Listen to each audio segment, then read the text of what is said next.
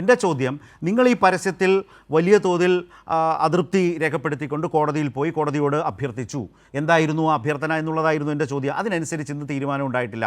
അപ്പോഴും ഞാൻ പറയുന്നു, ദിവസങ്ങൾക്കുള്ളിൽ തെരഞ്ഞെടുപ്പ് പ്രഖ്യാപിച്ചാൽ ഈ ഹർജിക്ക് തന്നെ സ്പേസ് ഇല്ലാതായി പോകുന്ന അവസ്ഥ വരും. നിങ്ങൾക്ക് ആ റിലീഫ് കിട്ടിയിട്ടില്ല എന്നേ ഞാൻ പറയാൻ ശ്രമിച്ചുള്ളൂ. രണ്ടാമത്തെ പ്രധാനപ്പെട്ട കാര്യം, താങ്കൾ പറഞ്ഞത് വെച്ചുള്ള ലോജിക്കാണ്, ഒന്ന് റിസർവ് ചെയ്ത് വെച്ചോളൂ. 2014 കേരളത്തിൽ രാജ്യത്ത് അധികാരമാറ്റം ഉണ്ടായി BJP വരുന്നത്. അതിനു മുമ്പ് UP ആണ് ഭരിച്ചത്. കേരളം ഭരിച്ചത് UDF സർക്കാരാണ്. നിങ്ങൾ ഈ പവർ ഗ്രിഡിനെ കുറിച്ചൊക്കെ പറയുന്നു. അപ്പോൾ ആ കാലയളവിൽ അതിൻ്റെ ആനുകൂല്യം പിന്നീട് 2 വർഷം കേരളം ഭരിച്ചു നിങ്ങൾ, 14 കഴിഞ്ഞ് 16 വരെ. എന്നിട്ടും നിങ്ങൾക്ക് നിങ്ങൾ പറഞ്ഞ മറ്റ് സംസ്ഥാനങ്ങളൊക്കെ മാറിയിരുന്നു. അതിനനുസരിച്ച് നിങ്ങൾക്ക് കേരളത്തിൽ കാട്ടിക്കൊടുക്കാനേ കഴിഞ്ഞില്ല. അതിനുശേഷമാണ് പവർ ഗ്രിഡ് വന്നിട്ടുള്ളത്. അത് UPയുടെ കാലമല്ല. UPയുടെ കാലമല്ല എന്നേ ഞാൻ പറഞ്ഞുള്ളൂ. അത് UPയുടെ കാലമല്ല. UPA കാലത്താണ് ആരംഭിച്ചത്.